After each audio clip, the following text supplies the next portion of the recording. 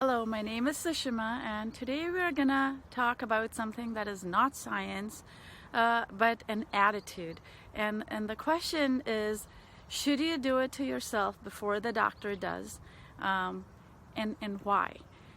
So what is very important is when people have symptoms, when people say, "Oh my goodness, I have a pain in my abdomen," or I have belching or burning, or when I sleep, I have severe cramps. What should I do? And they go to their doctor.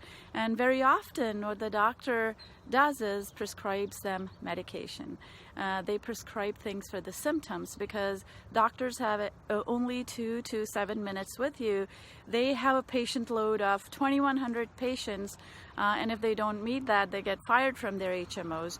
And so, what the doctor cannot do is address the fundamental underlying cause, for which they would have to sit with you for an hour and ask you about your lifestyle, about all your symptoms, to arrive at an intelligent judgment on what is bothering you.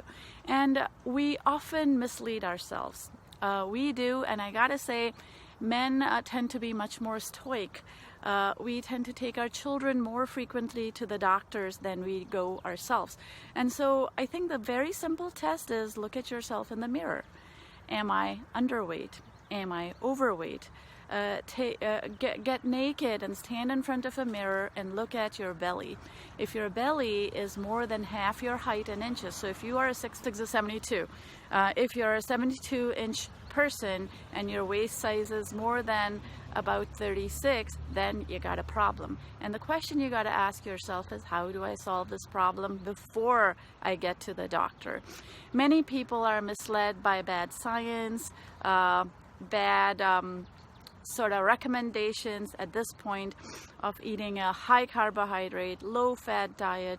Many women go into the throes of anxiety as they start to exercise very hard, or they calorically deprive themselves. The thing to do is to look at yourself, read the science for yourself, and say, what is it that is really causing it? And what I have to say, I'm gonna say 90% of the problems today in our current society are caused by having too much hypernutrition, too many calories, too many of the wrong calories, not enough minerals, not enough fats. And you can do a lot to change your health just by doing it yourself. Buy yourself a blood pressure meter. Buy yourself a blood glucose meter. Take counsel of nutritionists around you. Talk to holistic doctors. Read internet postings by people who have done a lot of review and research on these matters. And you will find that the solution is really lifestyle. The solution is within your control. So we're going to talk about one thing, and that is, what if I'm overweight? What do I do? My simple recommendation is, if you're overweight, increase the amount of fats in your diet, correspondingly decrease the amount of carbohydrates in your diet, reduce, if this is a 24-hour window, reduce the amount of time you eat in. The first day that you do this, you're going to have a searing experience. You're going to hate it. You're going to feel weak. You're going to feel very, very sorry for yourself. But as you reduce your window and you eat in a shorter window, you will find that your body is remarkably efficient and adapts to this new method of eating, this new method of obtaining your calories. And then slowly, step by step, change your diet. Slowly add a stick of butter, subtract 2 slices of bread. Okay? Add lard to your cooking. Add an extra tablespoon of fat to your cooking, and subtract maybe the rice or the grain, especially if you're insulin resistant. There's about 300 million Americans, about 10% are full-blown diabetics, and about 30 to 40%, about half the population, less than half the population, 120 million people are pre-diabetic, and pre-diabetic is a euphemism for actual full-blown diabetes. You can drop dead from heart disease, from a bunch of other diseases, strokes, heart disease, and all the symptoms that linger on for 10, 20, 30 years of insulin resistance before you're ever diagnosed with full-blown diabetes. You could be dead before that. So I guess my point is, take your health into your own hands. Don't go to a doctor so late that all they can do is give you insulin, give you drugs, give you antibiotics, amputate your arms, give you Ensure, give you severe and toxic nutrients, severe and toxic medications that do not expand your lifespans. If you go to a doctor with a heart attack, you're going to get stents, you're going to get bypasses, you're going to be put on 15 medications, none of which expand your lifespan. To the contrary, they reduce your quality of life greatly. And so the best thing you can do is to trust that your body knows how to heal itself. And your body knows how to heal itself. You can do two simple things. One is give it food in a smaller window. All the food at once in a smaller window, so that in the remaining time it can rest, take a rest from digestion, improve its immunity, and give you the much needed break you need from hypernutrition. During your eating window, what you want to do is eat very, very nutrient-dense foods. And what do I mean by nutrient-dense foods? Weston A. Price spoke of nutrient-dense foods. There's an awesome organization called the Weston A. Price Foundation that talks about nutrient-dense foods. Nutrient-dense foods are not bars. They're not Cliff bars. They're not even organic protein bars. They're not whey powders. They are not man-made foods. The minute man touches it, whether it is through pressing, through a Vitamix, when it's packed in plastic, when it comes from Argentina and Chile, there is a lot of stuff that happens to that food. Go to your local farmers market. For people living in Marin, the farmers market is open today between 8 o'clock and 1 o'clock, and eat whatever you find there, and you'll find that your health really improves. There are fats available galore. You have the Strauss stand that sells awesome butter, cream, milk, whole milk, yogurts, Greek yogurts. There are stands that sell leafy green vegetables. There are stands that sell wonderful other vegetables. And it behooves you to try some of these things yourself. A lot of people say, but I don't cook. You don't really have to be a wonderful cook to eat well. The simplest thing you can do is get a quart of raw milk, a stick of butter. In the morning, just bite into a stick of butter or a hunk of raw cheese.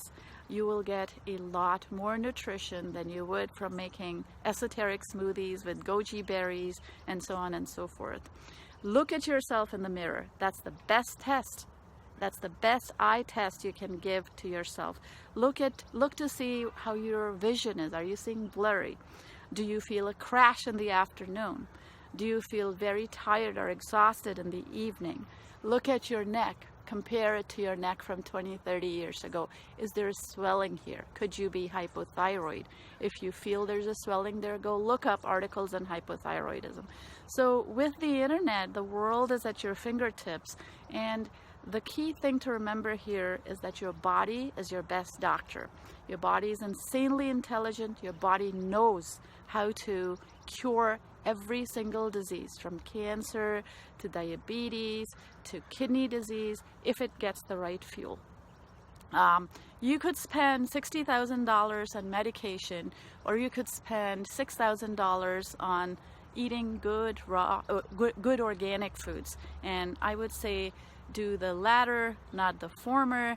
Even though it might be covered by Medicare or your doctors, your quality of life will be greatly, greatly improved. So here's to your good health. I hope you join me in taking the Hippocratic Oath, and that is to let food be your medicine, let fresh air be your medicine, hold on to the earth, walk barefoot on the earth, and let the electrons in the earth reduce the oxidative stress in your body. The solutions are very simple. They are cheap to free, and you'd be supporting a real ecosystem, the ecosystem of your farmers, the ecosystem of the people who have integrity, the ecosystem of people who are not leveraged up like giant corporations, the ecosystem of unsubsidized entities, which is where you get your real food. If I had to give you a random piece of advice, not knowing who you are, where you are in the world, what you do and what your health problems are, I would say do the following. Cut all sugar from your diet. Eat one big salad every day. Eat a couple of cups of leafy greens in your daily food intake, and you can grow to like those leafy greens. Eat 4 ferments, 4 different types of ferments every day. You'd be surprised at how many things are fermented in today's world. By the same token, those fermented foods, when bought from the store, have a high degree of preservatives, pesticides, and herbicides. Learn to make your own ferments. Number 5, don't eat too close to bedtime. It'll make all the difference in the world for you. Number 6, if you're insulin resistant, if you're diabetic, and a lot of the people in the Western world are, eat more fat, eat fewer carbs, and you will have a far better life. If you have joint pains, try and go on a 24 to 48 hour fast. If you hurt your shoulder is glycosylated from insulin resistance, or if you've got arthralgia, if your wrist hurt, if you got tendinitis, a 48 to 72 hour fast will not only not kill you, it might just cure your scar tissue. If you have wounds that are not healing, bandaging and packaging those wounds with antibiotics is going to help less than going on a fast, so that your body's immune system revs up. Even if you have neuropathies, even if you have blood sugar coursing in large amounts through your body. So take the path that is the easier path, get in tune and touch with your body, and try and look objectively at yourself every year, once a year. Just strip in front of a mirror and say, how did I look last year this time, and how do I look now? Do I see this paunch here? Do I see that my muscles here are a little bit flabby? And just take small, simple steps. Do a plank, do some push-ups, do some exercise that makes you sweat, join a community garden, help your neighbor dig his lawn. Those are wonderful, simple things you can do that will have far, far greater health benefits than any doctor visits. I guarantee this. So this is your good health, and please come out with your comments on natural health and fitness down below. And good luck, and hope you have a very healthy and good day today.